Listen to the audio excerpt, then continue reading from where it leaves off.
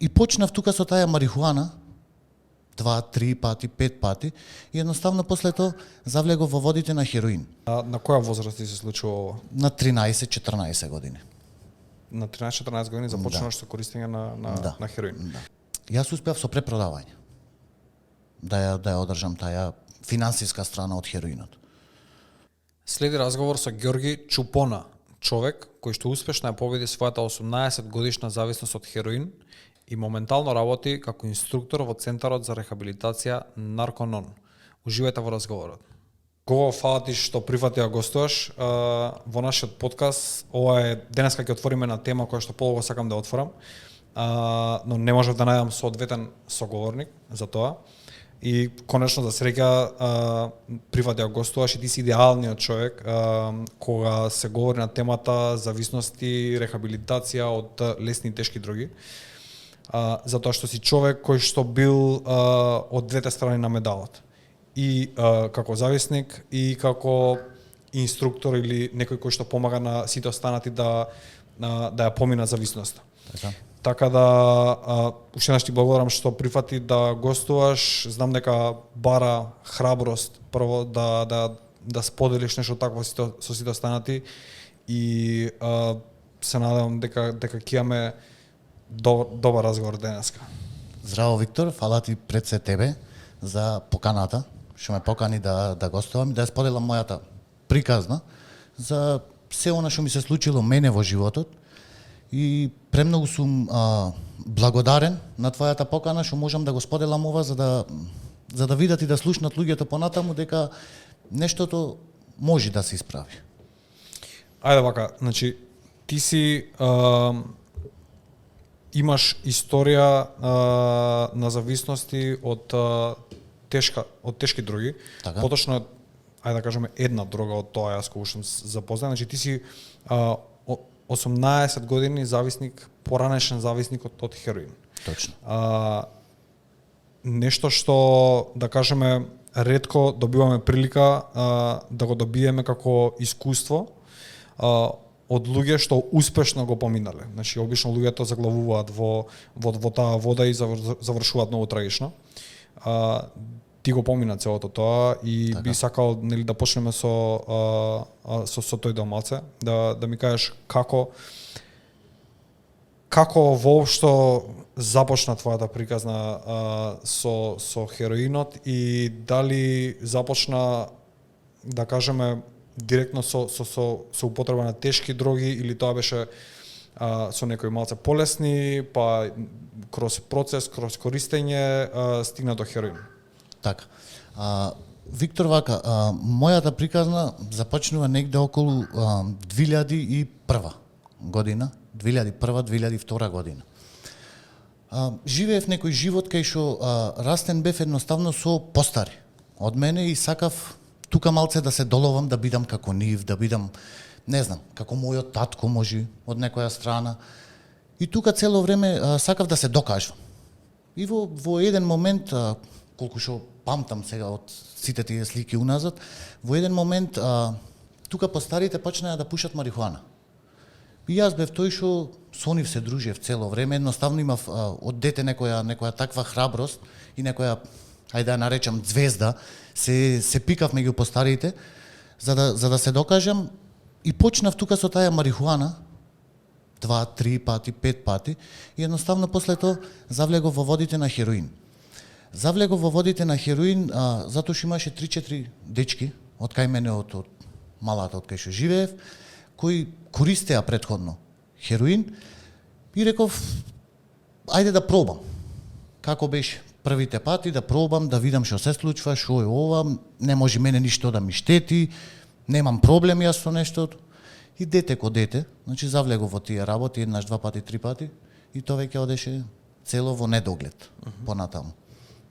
Така беше, така беа моите почетоци. Значи после од марихуана на хероин па на се можно што нуди денешница. Кажи ми од која околина, од кој град право доаѓаш? Јас сум од Битола. Од Битола. Да. Од кој дел од Битола? Од центар. Од центар. Да. Дали во тоа време, затоа што збориме сега за настани што се случиле, претпоставувам 20 години, можеби повеќе. Така. Претходно тогаш, ако се сеќавам добро, затоа што од одреден дел можеби да сме се начекале, значи живеев јас во Битола, имаше голем замав на дрогата во Битола од причина што Битола конкретно, например, горниот дел некако кога ќе се стемни беше некако темница, значи горе беше темен дел, техничкото училиште беше центар за како се вика за наркомани навечер. Значи се собира и беше многу лесно, мислам, да влезеш во тие кругови. Прелесно беше, дури беше тренд, мислам дека некое време. И некако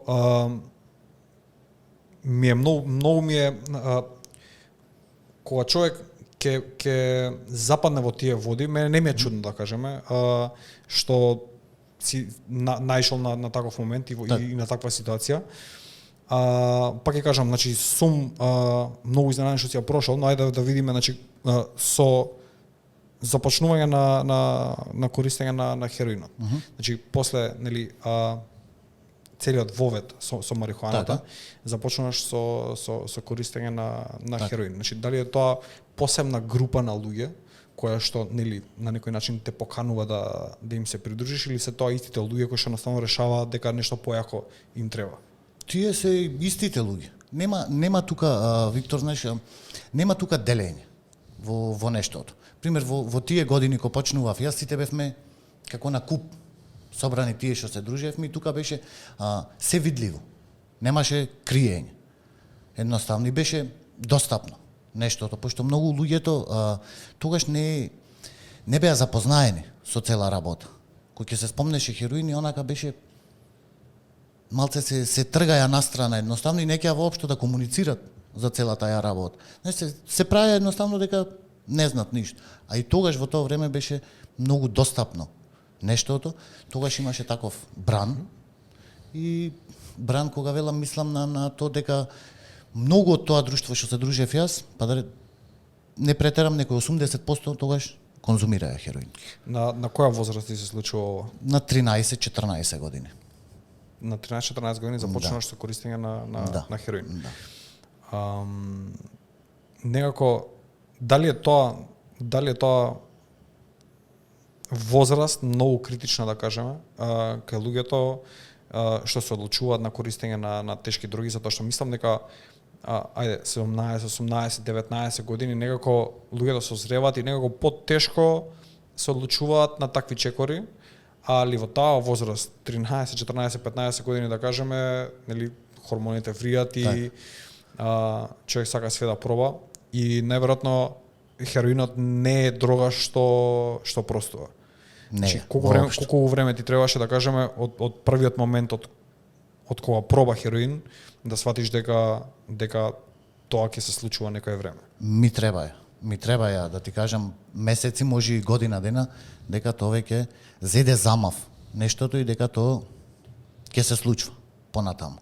Која беше динамиката? Значи, од првиот момент, да кажеме, кога проба хероин, затоа што битно е овој момент да ми го кажеш, затоа што многу луѓе мислат дека ќе пробаат еднаш и ќе поминат преку тоа. Не, тоа не е. За тоа те прашувам, значи од кога проба еднаш, колку време ти требаше до вториот пат? Другиот ден. Другиот ден ми требаше да пробам втор пат, да пробам трет пат, да пробам четврти и тоа веќе да земи замав нештото. Значи хероинот е дрога, Виктор, која што убо кажа претходно, која што не простува. Значи тука нема упростување. Секое земање наредно на хероинот ти пробваш уствари да го достигнеш тоа некое чувство што си го имал претходно.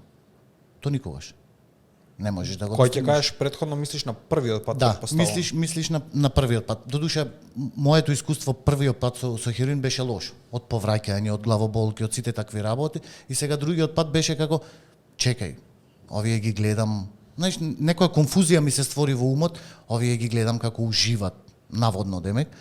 Јас зошто повраќам? Ајде да пробам втор пат, ајде да пробам трет пат.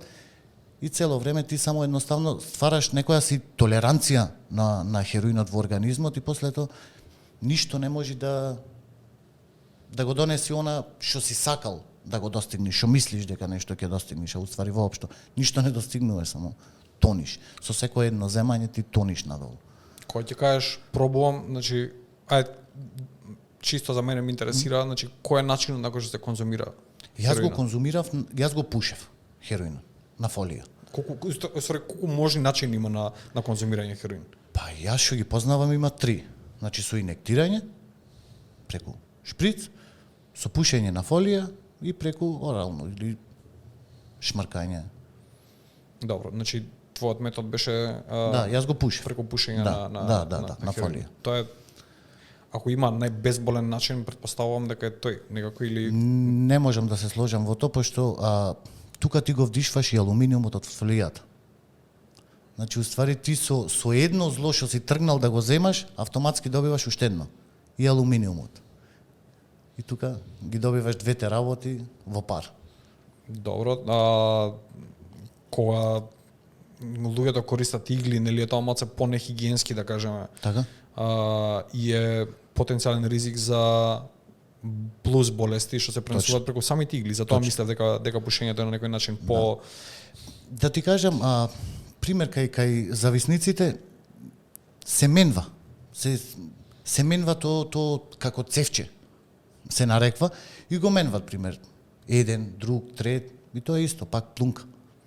Тука, значи, ако има доколку некоја болест, некој од нив, автоматски има шанса да ја добие и другиот, да ја добие и третиот. И тоа е некој круг кај што, не знам, треба некоја луда среќа да имаш, во цела несреќа, некоја луда среќа да имаш за да ги избегнеш сите тие работи.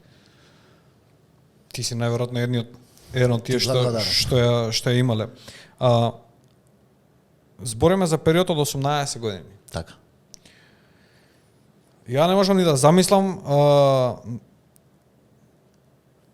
тоа е едноставно премногу долго време, затоа што мислам дека тој тип на тешка дрога некако не ти дозволува, ќе ме коригираш, значи дали сум оправо, не ти дозволува да имаш паралелен живот, значи како фултајм некако врска е. Так. И кога ги се посветиш на тоа, не ти останува на пример време да, не знам, да студираш, да работиш, да нели да одиш да планинариш, да не знам што, значи се затвараш и ти си фокусиран само на конзумирање дрога. Не, ќе ти скоригирам малце. Доколку имаш финанси, за да ја поддржваш таа зависност што ја имаш, до негде можеш да живееш паралелен живот, да си работиш, да функционираш нормално. Тоа не е воопшто нормално, ама можеш да си ги извршуваш обврските што имаш. Сега, доколку немаш финанси, тука веќе си затворен во тој круг. Едноставно само бараш начин за да ја поткраниш зависност или да земаш. Кој беше твојот начин, да кажеме, и како ти успеа 18 години да го одржиш тоа? Јас успеав со препродавање да ја одржам таа финансиска страна од хероинот. Значи тоа е добро, е бизнис Лош. покрај другото, ама е нешто што, да кажеме, кога многу природно некако, нели? Така. Штом го правиш тоа или штом го конзумираш, Да, си оди во склоп едно со друго. едно со друго. Да.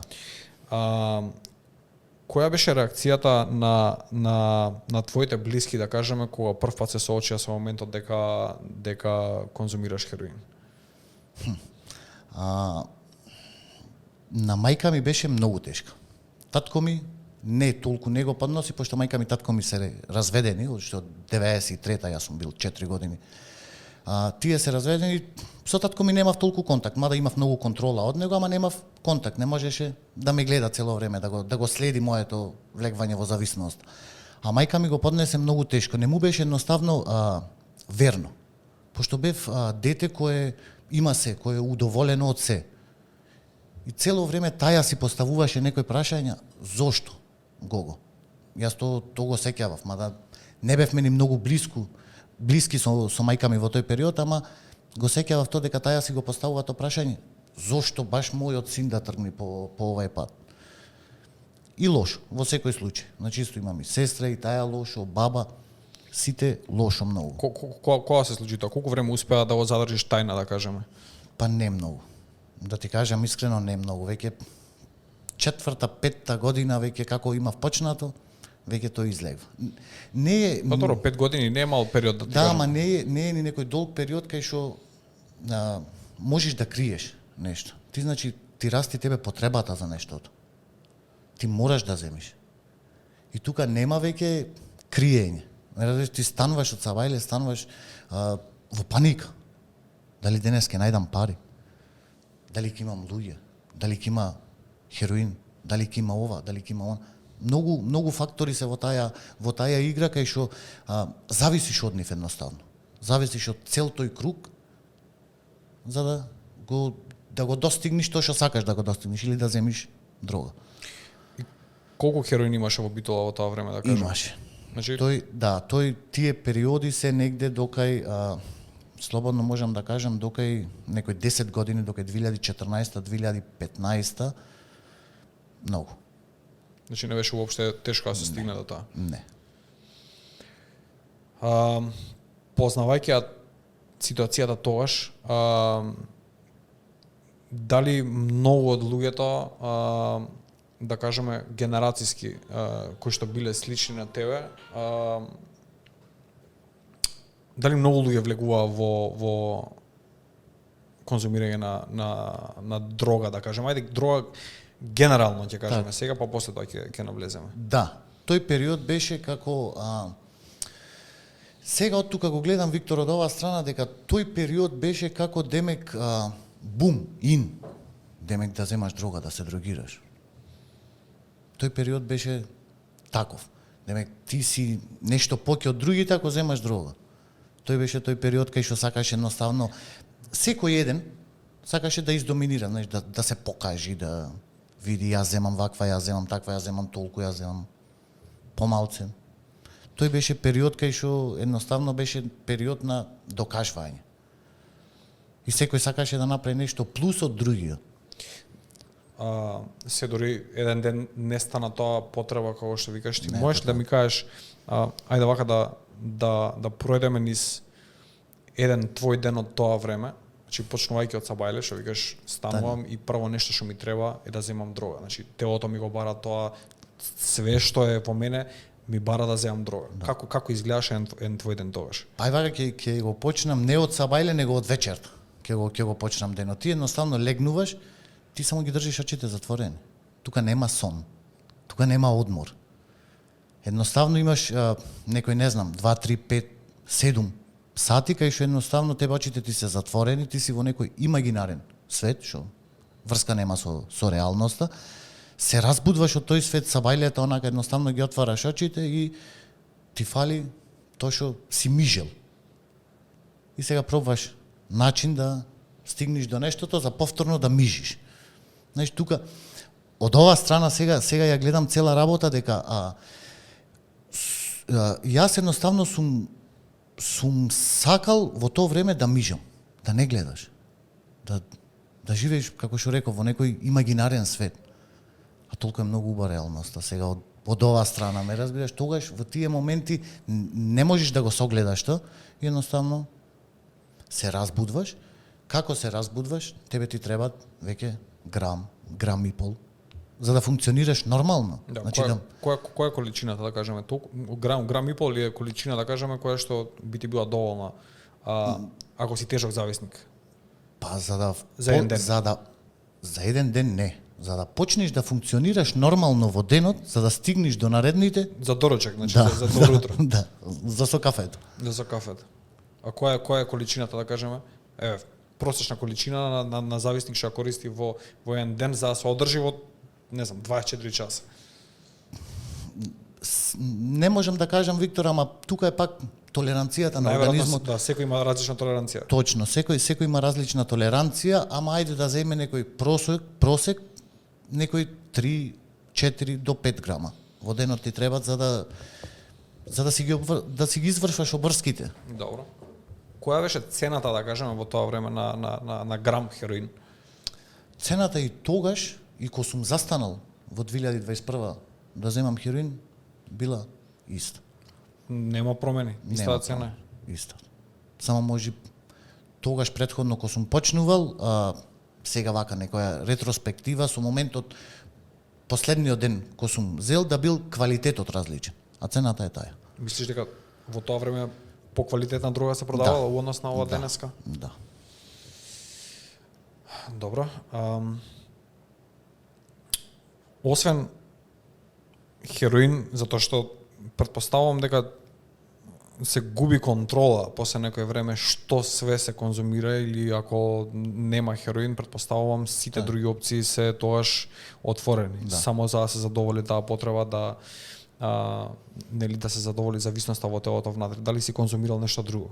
Сум конзумирал се, ама кај хероино не е така. Кај хероино потребата за хероин останува.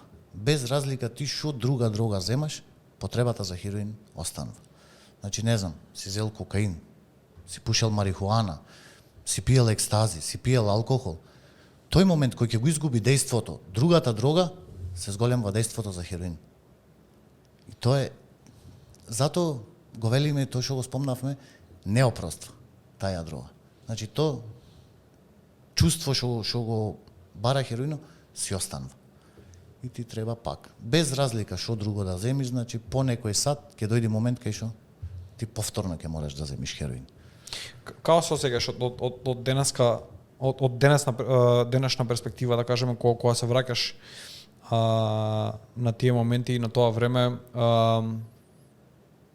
кој е првото чувство кое ти доаѓа? Гордост. Првото чувство ми е гордост, пошто сум го поминал нештото, сум излекол поука од цела работа и сум застанал на здрави нозе и сум она што сум денес. Дали имаш изгубено, да кажеме, луѓе, пријатели, можеби роднини, не знам, кои што неуспешно се справиле со дрога? Да. Може не многу блиски, али сум познавал многу луѓе што го загубиле живото по тој пат. Јас сум изгубил блиски луѓе што ме сакале многу. Во тоа време што сум му нанесил многу штета на тие луѓе. Но тоа е поради твојата зависност, да. Точно. Колку денеска, да кажеме, од кога го помина целото тоа, од кога веќе си комплетно, да кажеме, нов човек, успеа да вратиш врската со тие луѓе што тогаш ги имаш изгубено? Комплетно. Врската и комуникацијата со луѓето ми е вратена комплетно. Значи, воопшто во ниеден момент, сега доколку се запознам со некои нови луѓе, во ниеден момент никогаш никој не би помислил дека сум земал, доколку не го споделам моето искуство. Со најблиските ми е тотално вратена комуникацијата, мада да ти кажам, требаше време. Требаше многу напорна работа, многу потење за нештото, за да ја вратам пак таа доверба што сум ја изгубил претходно. Колку луѓето сваќаат или има сознание што е она што ти се случува во текот на тие 18 години? Затоа што претпоставувам дека првата реакција на која што си најшол од сите, без разлика колку ти е близок или не, е осуда.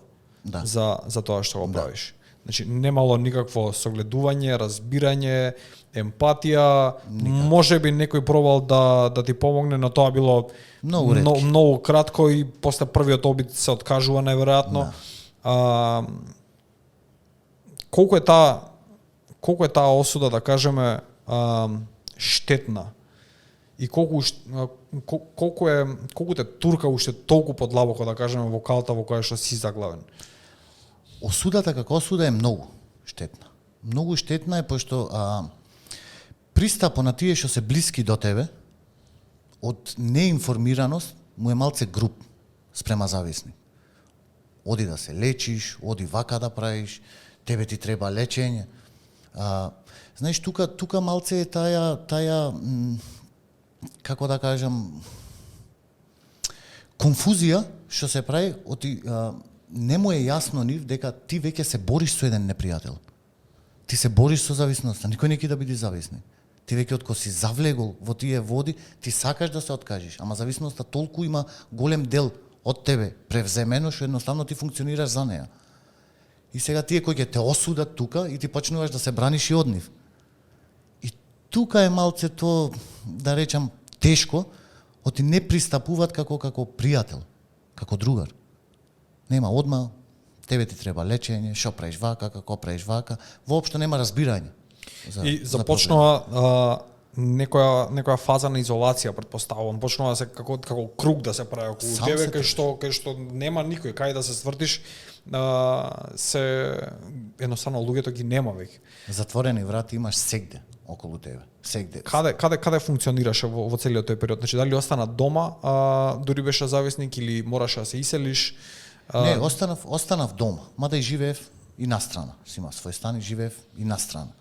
Ама луѓето што се околу тебе, тие блиски, најблиските што ти се членови од фамилијата, гледат да си најдат тие негде склониште, да речам, во цела работа. Да избегаат од тебе. Да избегат од тебе. Си барат онака тие негде настрана да одат, ти си едноставно како турнат. Син ми е, еве остано тере и си мисли така дека е во ред за тебе, тере бе синко. Што да ти речат? Со сила не може никој да ти помогне. Е тука тој што го спомнувам тој пристап. Треба малце да се смени околу целата работа. Сега од ова перспектива ги гледам така работите. Да, ајде полека да се приближиме на моменталната перспектива што имаш. Значи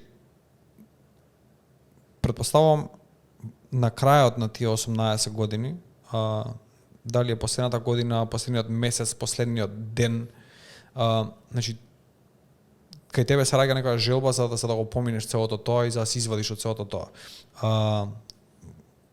Како успеа да се спасиш? Не, Виктор, јас нема воопшто желба да се спасам. Јас бев помирен едноставно дека ќе бидам наркоман цел живот. Јас си имав помирено со тие моменти што ми се случваја. Тогаш си имав помирено. Дојде момент кога ќе ти кажам историјата како ојдов во центарот во кој што работам и како стигнав до таму. Бев еден ден кај сестра ми на гости дома во нејзиниот стан и имав порачано пица. Таа пица ојдов да ја земам со колата и во меѓувреме го зедов и внук ми. Внук ми имаше тогаш 9 години, Данило. Го зедов со мене и в кола го седнувам, му давам телефонот да пушти музика. И Данило ми пушта музика што ја слушам јас. Знаеш, во еден момент мене ми кликнува. Данило, откај ги знаеш бе војче ти овие музики? И само вака ми се сврти. Јас вика војче се од тебе учам. И тука, Виктор, беше таа прескочна даска, јас да го сменам комплетно мојот начин на живот. Значи кога свати дека Кога сватив дека сум лош пример за некој што не треба да бидам. А и што си ти како Гого, како индивидуа си решил да си го зафркниш твојот живот и да не водиш грижа за твојот живот, зошто некој не должен да страда покрај тебе? дали Даниел го знае тоа? Данило ќе го дознае денес. Да. Денес ќе го дознае сигурно. Да. Затоа што тоа е, ако е тоа клучниот момент, тоа е стварно голем момент. И е добро што си го примил тоа на таков начин, затоа што оттркнува човек, во тие моменти му бегаат многу фреймови, посебно такви моавети не ги приметува. Тоа што тој допрел до тебе на таков начин, претпоставувам дека има некоја посебна конекција. Има. Кој ќе е некој 9 години, знаеш, нема грешка. Тоа е едноставно. И се што кажва, тебе те допира. Ти во целата ја несвесна ситуација, значи ги следиш зборовите негови. И тие зборови, знаеш, како ме погодија, како не знам како со чекан некој да ме маваже. Онака. А претходно мајка ми имаше зборано година дена дека нашла некое место, оди, види што се случува, како се случува. Мада ретко се начеквавме со мајка ми, ама цело време види. Кој ќе застаневме, онака, види што се случува. Мајко, фала бе, ти имаш проблем, јас немам проблем. Јас едноставно си сум помирен со нешто. Ти имаш проблем со мене, јас немам проблем. Јас имам се што ми е потребно за да се функционирам во денот. Ти имаш проблем со тоа што ме гледаш. Тогаш така мислам. Ама кој ќе ти ги речи некој 9 години тие зборови дека му си пример за понатаму во животот, тогаш веќе многу подруго умот тука функционира. Тогаш одлучи дека ќе го посетиш дека ќе поштедиш центар, да кажеме, кој што би ти помогнал Да, во лекувањето. да. Во кој центар се обрати? Се обратив во центарот Нарконон Балкан. Таму и работам. Сега во тој центар сум останал да работам веќе трета година затоа што видов дека на тој пат јас што го живеев нема ништо добро. Во ниеден момент нема никаква светла точка на тој пат. Значи има само темница. Само има емоционална штета која ја нанесваш на твоите најблиски, на тие што те сакат луѓе, финансиска. Значи ти си живееш едноставно како не знам како во еден балон и си мислиш дека во тој балон е се во ред. Ако се околу тебе се распаѓа, ти си окей. Да, значи сигурно има нешто што ги задржувал луѓето во таа состојба многу време. Значи, окей, да, значи сите ги знаат штетните последици кои се, дека комплетно се губиш себе си, ама во тој процес на губење на себе си ти најверојатно имаш некое искуство, доживуваш нешто во кое што уживаш, така? Значи, можеш ли да маца ми кажеш за тоа која е, да кажеме, убавината е во тоа, значи што е она што ги држи луѓето толку време зависници што не можат да излезат од тоа, просто едноставно не можат да се справат и со многу помали работи, да кажеме, не па со хероин. Вака ќе се изразам, Виктор, тоа е мое, сепак да, лично твоја мислење.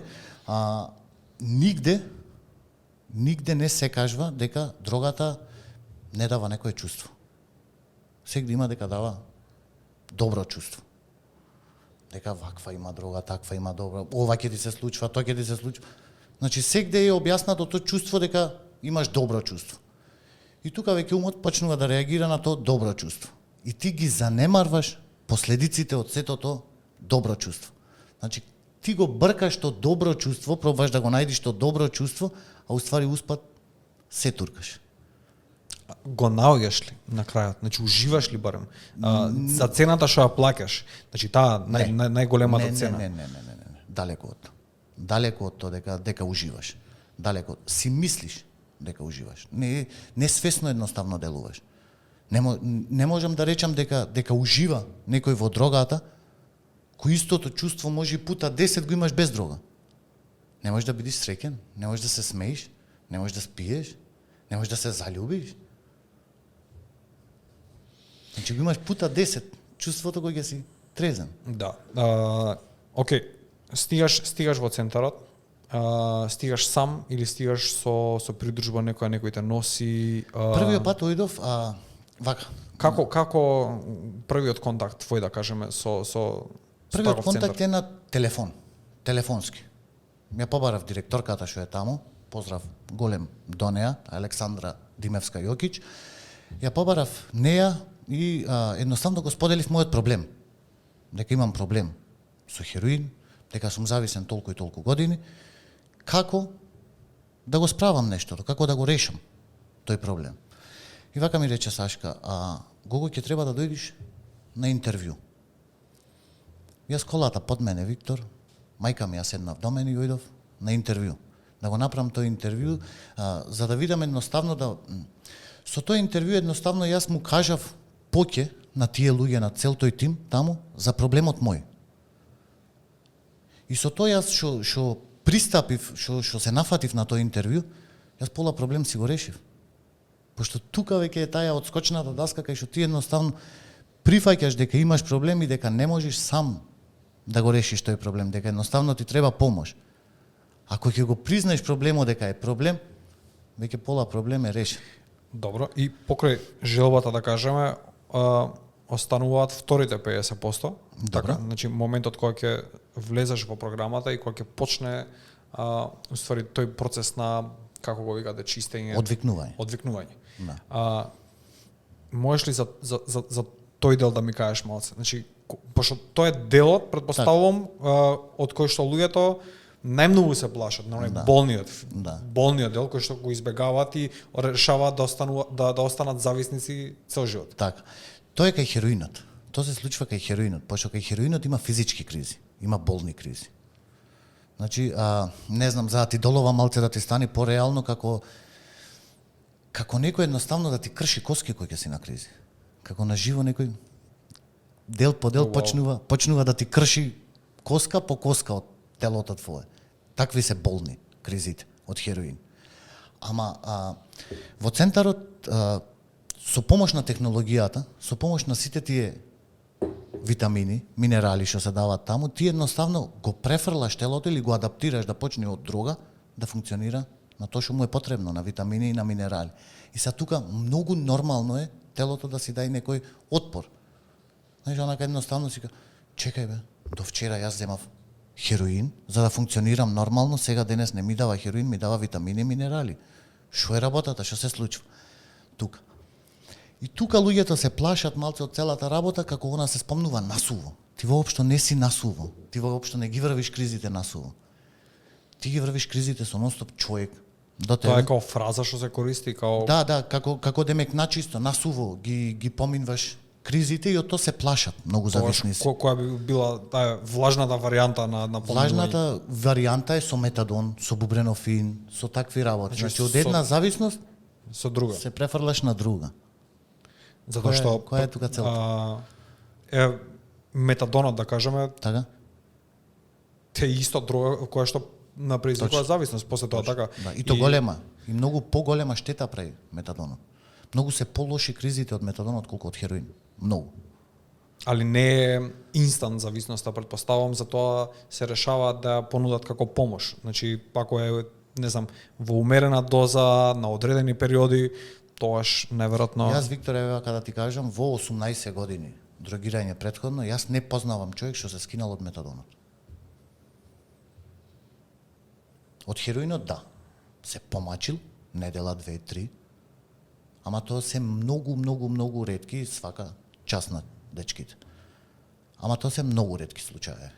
А од метадон, од бубренофин, од тромадол и сите тие други што се медикаменти едноставно за зависноста, те прават само позависен на нив. И уствари те прават зависен на легална дрога. Добро, значи, твојот центар, Нарконон, го користи сувиот метод, да кажем. Она што го викаме, нели, витамини, движење, сонце, природа. Кај се наоѓа центарот точно? Центарот се наоѓа во Конопиште или на 36-37 километри од Кавадарци, по падините на планината Кожов. Центарот е на место кај што едноставно имаш мир, природа. И на некои 650-700 метри надморска височина, кај што едноставно ништо друго не ти одвлеква внимание за да можеш да си го подобриш својот живот, за да комплетно да почнеш нов начин на живот. Во центарот не се користат никакви медикаменти. Значи то ти викам што го спомнуваат насуво, тоа е сосем погрешно.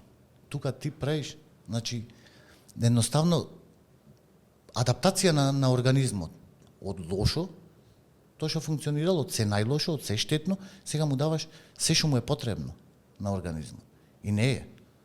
Не е воопшто насуво. Насуво е да се затвориш дома под клуч, да немаш ништо со чаша вода, тоа е суво. Има ли луѓе што го прават тоа? Јас не познавам. И не да го прават, току успешно да го прошле, пошто секој наверојатно пробал на сат, два, нели, ама ја искршил вратата, претпоставувам после тоа. Да, многу тешко е. Ти реков претходно, свака час и чест на дечки што го имат нешто до поминато и што сами се такви карактери, сами да го завршат нешто, ама тие се многу ретки. Многу ретки. Јас еве двајца познавам. Што се тргнале од хероин, од хероин, од метадон, самостално? Да. Секоја чест. Свака час. Секоја чест, тоа се претпоставувам големи цврсти карактери кои што нели животот ги однел во таа насока, за несреќа, али да не се случува тоа сигурно ќе биле, не знам, значи големи луѓе претпоставувам и не знам дали е среќа или е несреќа, али е реалност некоја сигурно и е успех. Она што приметив дека во центарот кај вас луѓето што се пријавуваат ги викате студенти. Да. Прво ми беше малце клише. Така? Затоа што веќе зборот студент ми е, мислам дека како збор веќе преискористен за се и се што сите нешто студираат и така натаму. Но мацо кога се задржав на тоа, кога подразмислив, сватив дека тоа се студенти уствари на најтешката наука, а тоа е животот. На животен факултет. Животен факултет, значи нешто што не те учи никој како да го правиш. Так. Е нешто во кое што сме пуштени само сами на себе препуштени, па како ќе се снајдеме така и затоа многу луѓе завршуваат така што завршуваат и вашите студенти ја имаат среќата да кажеме да некој да се погрежи Така. за нив на вистински начин. Точно. И колку од луѓето да кажеме успешно се справуваат од кога ќе го поседат центарот. Значи као некоја си не е стапка на успешност да кажеме, али некоја представа да ми даеш. Долку сите луѓе денеска, на пример, што имаат некоја зависност и сакаат да се справат со тоа, колкава е шансата да се излечат ако дојдат таму? Голема. Многу голема. Пак е индивидуално, Виктор. Пошто за во центарот да дојдиш, треба да исполнуваш одредени критериуми. Значи не секој квалификува. За влез во центарот се прави интервју, првенствено. Со тој интервју чисто му се дава слика на супервизорот, значи, за твојот проблем. Тој со неговото 20 годишно искуство, поздрав до Деки, со неговото 20 годишно искуство одлучува дали ние, како тим со нашиот програм, можеме да помогнеме кај тој човек или не можеме да помогнеме. Пошто не секој квалификува. Да, тоа ми го спомна преска во разговорот што го имавме дека за некои луѓе е едноставно прекасно. Да. А тие се уште живи, да кажеме. Така. Но ете јас на пример не сум бил свесен дека центарот би ги вратил. Затоа што имав перцепција дека седори човек дише, така. Без разлика со нивото на зависност со кое што се соочува, се уште има спас за него. Тоа е до негде мојата перцепција, но јас не сум доктор, никогаш не сум посетил таков центар, никогаш не сум бил во интеракција со тие луѓе и тоа е само перцепција, многу вака лаичка. Да. Ти можеш да го потврдиш тоа се попрофесионално. Вака, Виктор, да ти кажам, не секој може да се спаси. Тоа е многу жално. Ама тоа е така затоа што првен се пробва да се оди на лечење. На какво лечење? На лечење во смисла со медикаменти. Добро. Со медикаменти, со апчина, како што ти кажав на заменик. Тоа ги препишува доктор или како? Да, доктор. Не се почнува, значи кој ќе родителите кои ќе сетат кај некој дечко дека има проблем, одма тука се бара спас првен кај доктор. Кај каков доктор? Кој е докторот за зависност? Психијатри, психолози. Аха, добро. Значи се бара спас кај нив. Значи да не ме сватат погрешно дека ја оспорвам на некој работата, сето тоа во ред. Моje лично мислење е дека првен да се проба со рехабилитација, па доколку тоа не успе, тогаш се поминува, значи, на медикаменти. Зошто почеток на некој почнува да користи марихуана, пример, и сега го фаќат од дома дека почнува да користи марихуана и го заглавуваш ти на 5 врсти антидепресиви. Која е тука целта? Што ќе постигне со тоа? Еве, значи, кој е твоето мислење, да кажеме, денеска за марихуаната? Лошо. Моето мислење... Затоа што, нели, се повеќе аргументи, веќе да кажеме, и некоја политичка позадина добива и сила тоа, дека е корисна, дека, не знам, се лечат многу состојби на умот со тоа, дека добра е од време на време за опуштање. Многу луѓе познати, да кажеме, јавно веќе го прават, во многу држави се легализира, нели? Да. Вака, лично за мене нема поделба на лесна и тешка дрога.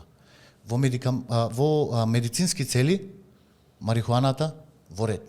Значи има испитувања кај што докажале дека кај некои болести помага. Јас не го одобрувам, нештото тоа е лично мое мислење. Доколку некој си гледа спас во тоа, во ред. Јас не го одобрувам нештото. сум против тоа. Затоа што Пошто мојот почеток беше со марихуана. беше со марихуана и знам кај води таја марихуана. И затоа не можам. Тоа е доволно добра причина и доволно добар аргумент и морам да признам дека го делам мислењето затоа што нели бегање од реалност и од секојдневието. Бегање од животот едноставно бегање. Значи јас не можам да разберам, пошто краток ми беше временскиот период на марихуана, да речем, некој месец и после тоа преминав на хероин. Не можам да разберам зошто треба јас нешто да пушам за да се опуштам. Пример, ако си фамилиарен, ако имаш жена, деца, земи ги оди, пикник, кино, било што, опушти се на некој таков начин. Зошто треба ти да седиш, не знам, на балкон или на тераса и да пушиш марихуана? Кој е тука опуштањето? Ти воопшто не се опушташ, ти едноставно бегаш од се што треба да го правиш. Да, али многу луѓе бегаат. И ти си бегал, предпоставувам, од некои работи, затоа што јас верувам дека за сето има причина. Имав мал период кај што навистина истражував зависноста и Габор Мате, не знам дали си слушнал, канадски као физичански викаат оние, кој што работел во сличен центар како твојот во Ванкувер. Добро. Ванкувер имаат направено као гето, затоа што имало премногу зависници, премногу во градот и решиле да направат као гето кај што ќе ги стават сите на едно место и ќе им ја даваат дрогата. И паралелно ќе ги лечат. Збориме стапката на криминал и на бездомници како последица на други станала неподносливо голема и се они се одлучуваат на некој начин не може да ги собереш, така? Значи ако им кажеш дојдете ќе ви излечиме, никој нема да дојде. Ама ако им кажеш дојдете еве ви дрога, ќе овакво само немојте да крадете, да убивате и така натаму, да паѓате по улици, сите ќе дојдат и сите дошле. И човекот работел со тој тип на пациенти, тешки зависници, 20 години. И причината во создавањето на зависноста кај еден човек, он ја гледа во недостаток на љубов, едноставно. Дека кога ќе се јави таа празнина кај човекот, најчесто во рани години, дрогата многу брзо и многу успешно, неуспешно, но многу брзо го пополнува тој простор и не си оди, нели, после тоа. Так. Затоа што го фалат други работи, но љубовта има, да кажеме. Дали од родителите према децата, најчесто е, нели, тој правец. Тоа е негово лично мислење, јас тука би рекол дека од недоволна контрола. Од недоволна контрола. Контрола на што? Контрола на родителите спрема децата. Јас тоа така би го кажал. Сега, тоа е, пак ќе ти напоменам мое лично мислење. Си разговараме, значи ме интересира. Од неконтрола, едноставно пуштени од раце. Еве ти пари, еве ти ова, прави што сакаш, врати се во 2. Добро, ама нели пак и за да таа контрола што викаш ти пак е заинтересираност, нели родителот да се вклучи во животот на детето, значи да знае што му се случува. Ама родителот е преокупиран со работата негова и едноставно го занемарва тука детето. Па добро, сега ако ги ставиш на приоритет двете работи, мислам дека треба да е обратно. Така, не е многу тешко да се определи. Да. Што е поприоритетно. Али добро,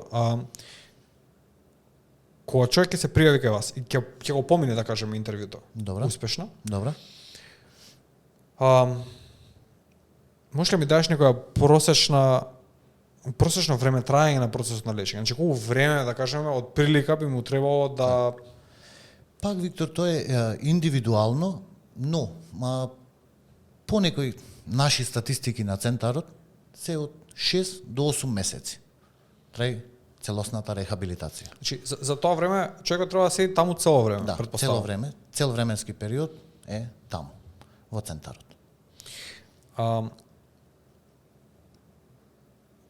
Она што го спомна е дека мотивацијата е многу битна Да. пред процесот на лечење. Пред се. Значи колку е самиот зависник мотивиран Да. и какава е неговата желба и колку е он посветен на неговиот процес. Така. Моето прашање е колку може да биде. Значи, збориме за човек, значи тешки зависници не се во контакт со самите себе. Значи тие луѓе тоа не се веќе истите луѓе, така? Така. Значи дали можеш да очекуваш од таков човек да има било какво ниво на мотивација, освен оче да кажеме. Можеш. Чим дошол да го направи тој интервју, интервјуата ни се прат во живо. Значи, чим ти дојдиш таму, да го направиш тој интервју, значи ти веќе сакаш, ти бараш спас. Само не знаеш како. Ти го бараш тој спас. И сега доволно нас ние како тим да видиме дека тој посегнува по помош. И ние после цела сила наша ќе ја вложиме за тој да го задржи тој интерес, за да си го смени начинот на живот и после тоа. Значи, саш да ми кажеш дека ако е некој со тешка зависност, значи Добро. тоест без разлика колку е тешка зависноста, Зависност. таа желба не се таму е негде. Да. Постои. Постои. Значи колку и да изгледа човекот дека е изгубен, дека нема спас за него, Да. значи под целиот тој оклоп, значи постои тоа и прашање е само дали ќе продре некако и ќе види светлина и Да. ќе се манифестира Да. комплетно. Доколку добро се пристапи кон тој што е зависник, верувај дека- Што значи добар пристап, добро, да кажеме? добар пристап значи едноставно пријателски. Да му се дај него до знаење дека не е сам во цела работа. Дека едноставно човекот не е болен. Дека едноставно има проблем што има решение. Не е болест нештото. Кај нас во центарот се гледа на зависноста како проблем. Не се гледа како болест. И sad доколку ти добро пристапиш кон некој, му кажеш дека имаш реалност за нештото што му се случува, значи дека тој проблем што го има тој, дека има решение, дека тој не е воопшто болен, дека не треба да се лечи, дека чисто едноставно оди на некој временски период негде од 6, 7, 8, 9 месеци без разлика, кај што едноставно ќе стане подобар човек, кај што ќе се подобри, кај што ќе стане конструктивен член на ова општество, кај што ќе се ги врати сите свои лични вредности што ги имал како човек, тука малце подруго е. А друг ќе пристапи кога ќе му пристапи, ајде да се лечиш. Разбираш, малце е грубо во нештото.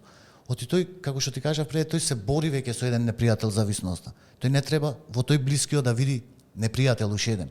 Тој треба да види поддршка. За друго е кој ќе знаеш ти дека имаш негде рамо да се наслониш, а друго е кој ќе знаеш дека чекај што ме гледат овие вако, што сум јас болен. Ти го спомна тоа дека она што е потребно за да се сврти, да кажеме, тој момент на табу и на осуда од луѓето што ги имаат према зависниците и таа група на луѓе е едукација. Да. Едноставно да се едуцираат сите луѓе за сватат со што уствари се соочува човекот. Да. И на тој начин да им пристапат после. Значи да не им да не ги напајаат, да не ги осудуваат, Далеко. да не се изолираат од нив, Да. да не бегаат од нив, нели, затоа што уште подлабоко ги... Но, ама ти мораш на некој начин, пример, доколку не си зависник, а имаш зависник во членот, во фамилијата, некој член ти е зависник, ти мораш и на некој начин да се заштитиш. Оти тука се вредно што ќе ти исчезне. Ти мораш да Крадењето е неверојатно Така. еден феномен. ти ќе мораш да се заштитиш на некој начин. И затоа е добро нештото да се фати во сам старт. Доколку ти го фатиш во сам старт, доколку тој види поддршка во тебе, тогаш веќе многу полесна ќе биде рехабилитацијата и многу полесно ќе биде враќањето на тој член пак во семејството како добар. Нема да биде онај покажаниот со прсме, разбира. Колку е колку пати се случува, да кажеме, после успешна рехабилитација на некој, да сте сигурни дека го прошол тоа, едноставно да се врати на истиот живот. Затоа што она што го викаат, имаше термин за тоа, не ми текнува точно, но знам дека тоа е најголем релапс, како го викаат тој момент, кога луѓето се враќаат на зависноста многу често. Се враќаат. Огромен е процентот, предпоставувам. Сега вака, кај нас во центарот се работи на делот уствари да се влези во сршта на проблемот. Од кај почнала таа зависност?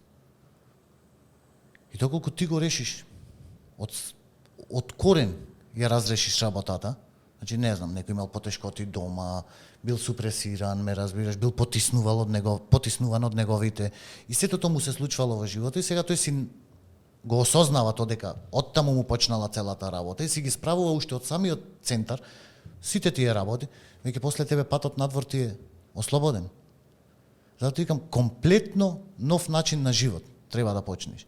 Сега центарот се занимава со тоа да поникни во сршта на проблемот, едноставно да го искорени, за да можеш ти надвор да си живееш нормален живот. Дали центарот, да кажеме, го решава прашањето на зависникот после по завршување на престојот, затоа што еве да кажеме вие сте сместени во планински дила, така. Така. Значи и кој ќе го донесете човекот таму, значи он е комплетно изолиран од урбаниот живот или животот што го имал претходно, да кажеме, и му се дава една слика на нов живот. Така. Но по завршување на престојот таму он треба да се врати или во старата средина кај што не е планински дила, така, Да. значи тука веќе он се судира со причините што го донеле до таа Има точка. комплетна ресоциализација. Значи со завршување на програм, при крајот на програмот се прави план. Се прави план за функционирање или за оперирање надвор од центарот наредните 6 месеци, година, дена. Ние остануваме цело време во контакт со тие што го завршват програмот. Значи, Виктор има проблем или Гого има проблем надвор, не знаеш како да го решиш. Тој проблем, Гого, како бе? Ова ми се случува. Сега две глави кои ќе размислуваат е многу подобро од една. Друго е јас кој ќе го согледам проблемот од страна, кој ќе ги видам сите можни аспекти. Друго е ти некојаш кај што се реагира со емоции или било кој. Остануваме цело време во контакт и му стоиме на располагање на секој еден студент што го завршил програмот, доколку се соочи со некоја ситуација надвор што за него е безизлезна, не знае како да се справи со нешто, ние стоиме на располагање. Да ја решиме таа ситуација за тој да си продолжи со животот. Имаш ли бројка на луѓе што прошли низ центарот до сега? За целото време на постоење? Низ центар... Од прилика некој број Вака да ми ќе ти даеш. кажам, има досега над 200 студенти со завршен програм. Во овие 20 години, од 2004 постои нарконон. Само да разјасниме, нарконон се вика нарко-но. Значи без наркотици и Н е само клавена на крај за да добие именка нештото. Значи без наркотици. Нарконон постои од 2004 година во Македонија, иначе е интернационална програма која постои повеќе од 60 години во светот. Пристапот на рехабилитацијата е со витамини, со минерали. Се решава нештото со едукација, со комуникација. Има многу... Колку сте, сега ќе те прекинам, мала паралела направиме. Нешто што сум го слушал, не знам колку е вистина, да кажеме за во Србија, например, дека овие проблеми на луѓе со зависност, дека се решаваат по манастири и се решаваат со ќотек, например. Колку е тоа точно? Знаеш како ние имаме во Битола едно вика со сила убајна не бива. Не разбираш? Ти ако некиш да го промениш нештото, ако некиш да ставиш крај на сетото, нема ќотек, нема синџир на овој свет што ќе те задржи да не го прешта. Значи Не, треба да имаш религиозен дел, значи можеме да го исклучиме комплетно. Далеку од тоа. Значи си има некои луѓе едноставно си го наоѓаат решението на проблемот на таков начин. Некои не го наоѓаат. Паќето е индивидуално. Кој како ќе се пронајде во нештото. И толку. Добро, интересно, мислам, може да се сложам со тоа, затоа што останува некако во меморијата кога ќе слушнеш нешто такво. Так. И имаше, да кажеме, неколку познати личности од Србија кои што го промовираат тоа, дека тоа е стварно добар, брз и ефективен начин на справување со зависностите и дека нели ги охрабрува сите останати или родители да ги испратат своите деца таму по тие неколку манастири што ги имаат и да им го решат проблемот на таков начин. Ме разбираш и си викам као Шо менвам, не разбирам зошто нештото треба да се реши со ќотек. Со насилство. Да, мислам дека и судски имаше таму разрешници, дека некој од тие монаси завршија по затвори и така натаму, затоа што едноставно нели применуваш насилство, синџири таму не знам кој ги врзувале што им правеле. За да ги одвикнат. Овој центар кој што збориме дека има научен пристап, да кажеме, повеќе кон целата работа, многу човечки пристап кон проблемот и во кој што се надевам дека ќе попараат помош сите луѓе на кои што им е потребна моментално. Значи не знам дали имате некој мониторинг, да кажеме,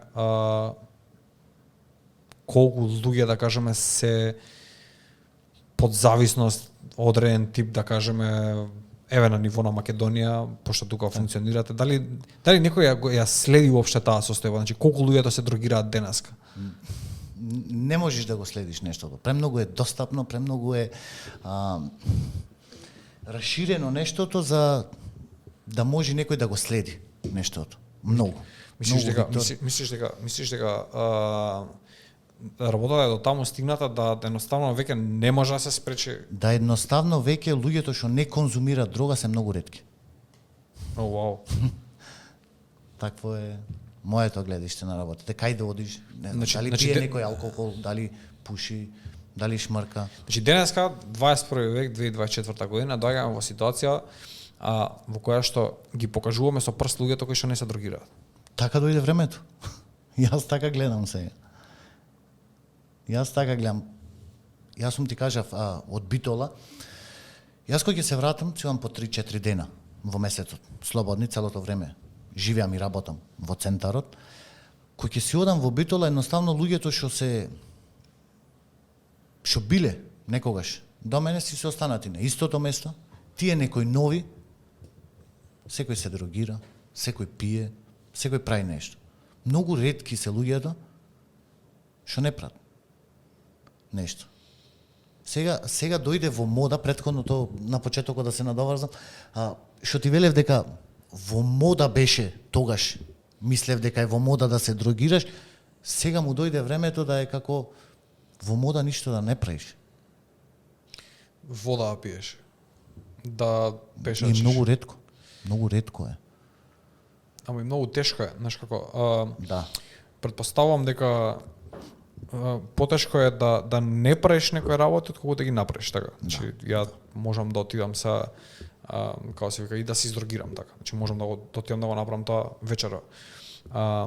Али ако не го направам тоа, значи треба да се борам против тоа цела вечер. Се збориме, нели, чинот на праење е една секунда, чинот на непраење е цела вечер. Точно. Ова е многу потешко.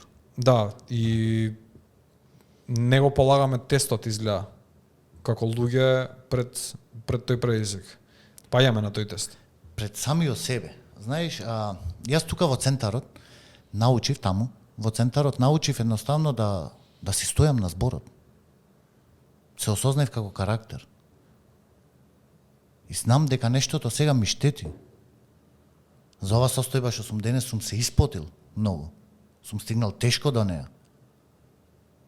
И нема ништо да ме наврати назад. Пошто знам дека нештото не можам да го контролирам.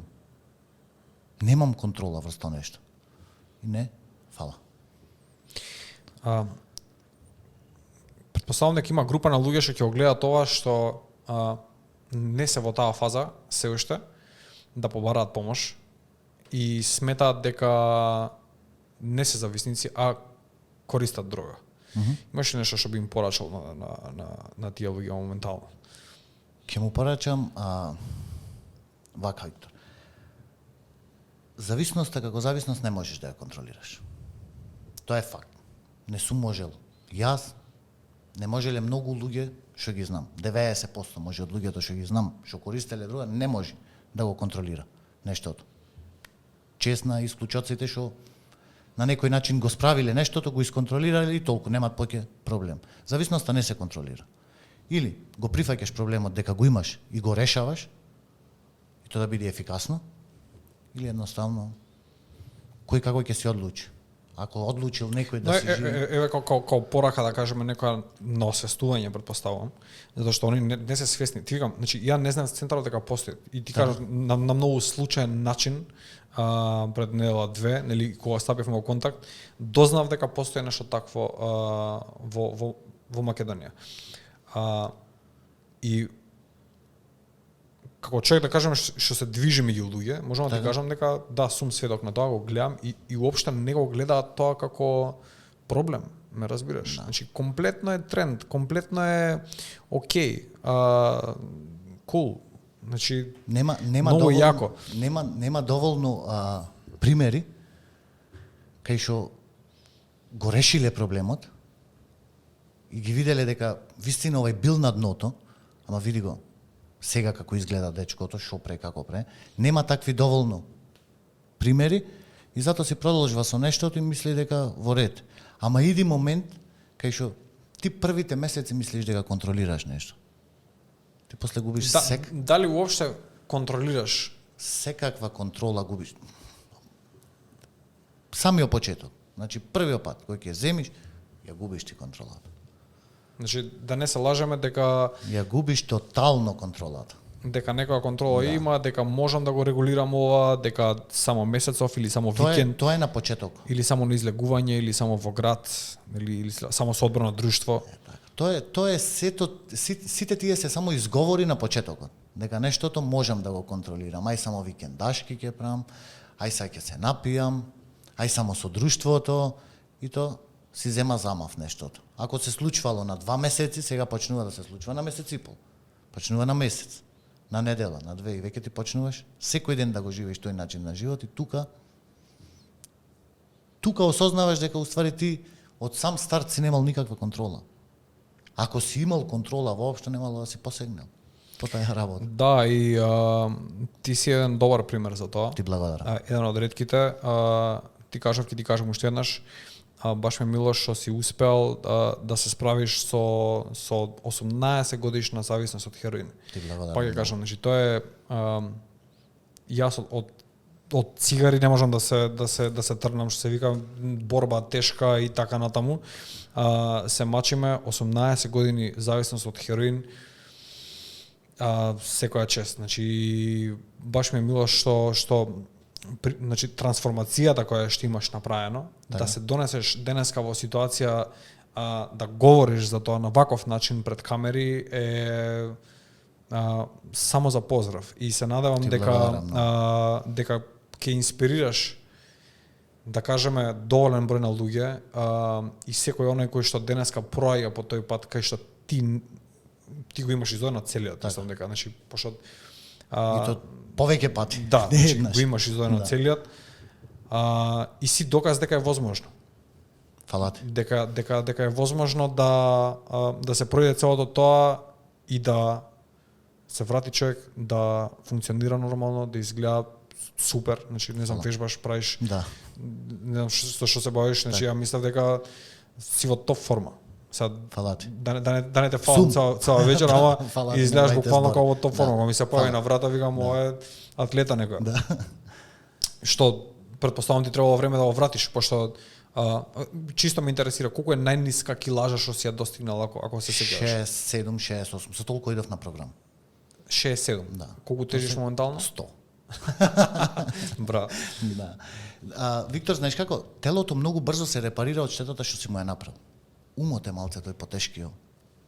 Што не се враќа баш многу лесно. Телото многу брзо се враќа. Ти уште втората, третата недела гледаш веќе промени. Кај себе гледаш дека ти функционираш без дрога. Ама дури да го прифатиш тоа дека ти функционираш без дрога и дека можеш да живееш нормален живот, треба период да помени.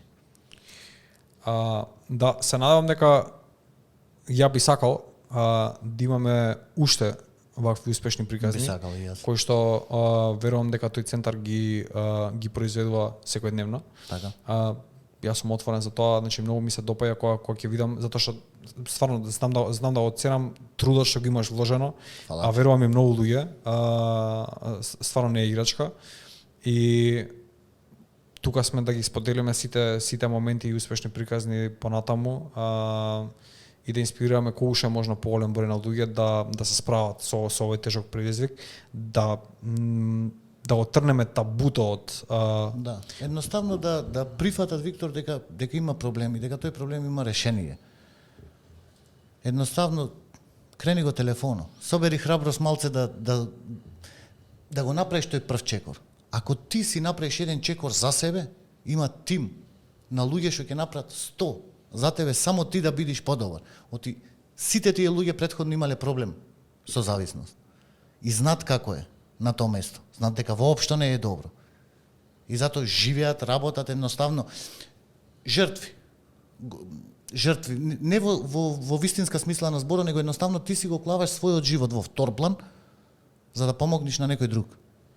Го немаш то приватното, што е да си излезам со друштво, да си седнам негде на вечера, на ручек. Нема. Ние цело време сме таму. Цело време го гледаме прогресот на тие студенти. Дали некогаш сте помислиле да кажеме да вие да направите како аутрич, да кажеме, да допрете до таа заедница? Затоа што знам дека уопште не е едноставно, ама тие луѓе малце се во сенка, Така? како што спомна, ама мислам дека вие точно знаете тие сенки кај се. И ако сакате можете да ги допрете до нив. Сега веќе станува нели логистички проблем да го истретираш целото тоа, затоа што претпоставувам дека голема бројка на луѓе се. Так. И гледам, значи на Кеј вчера, значи се симнувам пекол надвор, значи околу 6 сат беше пекол. Гледам човек покриен, јакната имаше свртено некако преку глава имаше стајано, значи прво не гледа кај оди. Така. Во долги облечен целиот, многу слаб, претерано слаб, и си викаш ова мора да е зависник. Значи нема шанса. Да. Ја трга јакната, после некој време вака као се отскрива да завии кај ќе влезе у Вардар. И си викаш чечу сред Белден, ме разбираш? Да. Не бира време, не бира место, веќе тоа најверојатно не веќе во као се вика халуцинира, веќе не е при себе. Јасно, не е при себе. Али ти викам у 6 сат попладне на Кеј. Значи се шета. Види Виктор вака, И се како, кажи ми како, значи пошто ако сакам на пример да му помогнам на тој човек, добро? што направам? Со тој човек, како што ти кажав претходно, мора првен да пристапиш, мора да прифати дека има проблем. Го гледам дека халуцинира, ме разбираш? Тоа е твое гледиште. Јакната, значи има јакната стана Јасно, тоа е реално, ама може во неговиот ум си е во ред. Ме разбираш? Тоа во неговиот ум си е во ред така да си шета. Кој може сега да ти каже дали да носиш црна, бела мајца, зелена, жолта, за мене е во ред. Ова. Ама по-убаво ти стои црвено, не бе човек, бела ми стои. Ма добро, објективно, значи збориме дека не е при себе. Значи го гледаш дека не е при себе. Тоа е во ред. И кога би пристапил да кажеме, кога би му пристапил со Така. или со помош или со подадена рака, најверојатно нема да ја прифати. Значи најверојатно дека после Нема, нешто пошто не му си познат првен. па не сум. Не му си сум. познат. Јас сум комплетен Да. странец. Не можеш така на странец да му пристапиш за нештото. Тоа мора да пристапи некој близок до него. Едноставно да му дај реалност дека Значи, не си во ред. Саш да кажеш дека едноставно се разминуваме. да, Нема што тука. едноставно можам да му поделам визит карта на некој странец. Не разбираш, или чисто да му дам да знае, да му отвориш на Facebook, на Instagram. Разгледај тука. Види дека нештото има решение. На тој начин да. На друг начин не знам како би му помогнал на некој. Пошто веќе му навлекваш во приватност. Може тој одлучил така да биде. Да. Не секој одлучува да се смени. Да, тука доаѓа тој делот кога спомнавме дека неговата одлука, мотивација и желба за да се справи со целото ова се пресудни уствари. Да. Фактори дали вие ќе го примите воопшто на третман, и за успехот на целиот процес. Да. Потоа, значи сите линкови од социјални медиуми ќе бидат во описот на видеото. Супер. Телефонскиот број и веб страната исто ќе ги ставиме, значи сите што сакаат да да го исконтактираат центарот. Ќе имаат прилика да го направат тоа. Тебе ти благодарам за гостувањето. Се надевам дека имавме добар разговор. Беше многу храбар денеска со се она што го сподели и се надевам дека ќе имаме прилика, дали со тебе, дали со некој твој колега или некој успешно да кажеме што има поминато процесот, да споделиме уште некоја приказна и да мотивираме. Така. Виктор, фала ти уште еднаш за поканата, ми беше чест и задоволство да гостувам тука и да ја споделам мојата приказна. Се надевам дека со ова едноставно ќе му дам храброст на дечките кои што се соочваат со проблемот што сум го имал јас да го направи првиот чекор. Само треба да си побараш помош. Помош има, решение на проблемот има. Признај се едноставно пред себе во ред, толку. Се надевам дека сите ќе ја добијат таа храброст и се надевам дека ова општество ќе биде подобро од вчера. Еден ден. Тоа е идејата, шејаме сите. Ти благодарам уште еднаш. Фала ти и тебе.